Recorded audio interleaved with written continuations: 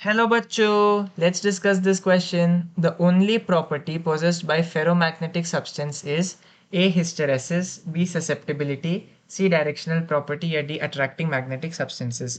इस क्वेश्चन को सॉल्व करने का जो की कॉन्सेप्ट है वो है आपके फेरोमैग्नेटिक सब्सटेंसेस के कुछ एक्सक्लूसिव फीचर्स जानना. तो ये जो फेरोमैग्नेटिक सब्सटेंसेस है ये फेरोमैग्नेटिक सब्सटेंसेस का एक बहुत ही कैरेक्टरिस्टिक फीचर होता है.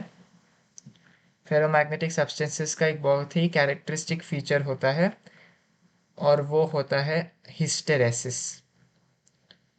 और वो होता है हिस्टेरेसिस.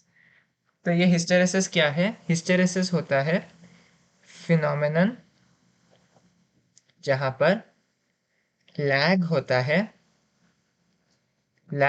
है इंटेंसिटी ऑफ मैग्नेटाइजेशन आई का behind external magnetising field strength H का. तो अगर हम एक हिस्टेरेसिस कर्व ड्रॉ करें वो आई और एच का कर्व होता है और वो कुछ इस तरीके का दिखता है. तो कुछ और मटेरियल्स में ये और ब्रॉड होता है और मोटा होता है. कुछ ऐसा भी दिखता है कुछ मटेरियल्स के लिए. तो ये डिफरेंट मटेरियल्स के लिए डिफरेंट टाइप्स के कर्व्स दिखते हैं, लेकिन ये सिर्फ और सिर्फ फेरोमैग्नेटिक सब्सटेंसेस में ही दिखती हैं. ये सिर्फ और सिर्फ फेरोमैग्नेटिक सब्सटेंसेस में ही दिखती है, फेरोमैग्नेटिक मटेरियल्स. तो ये एक एक्सक्लूसिव फीचर होता है फेरोमैग्नेटिक मटेरियल्स का. तो फेरोमैग्नेटिक मटेरियल्स में केवल हिस्टेरेसिस आपको दिखेगा जो है phenomenon of lagging of I behind H.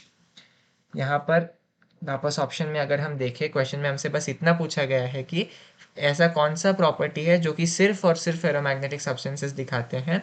तो ए हिस्टेरेसिस बिल्कुल सही.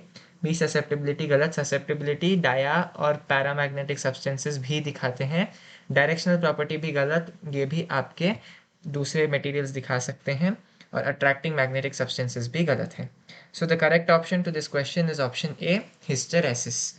Hope you have understood it well. All the best.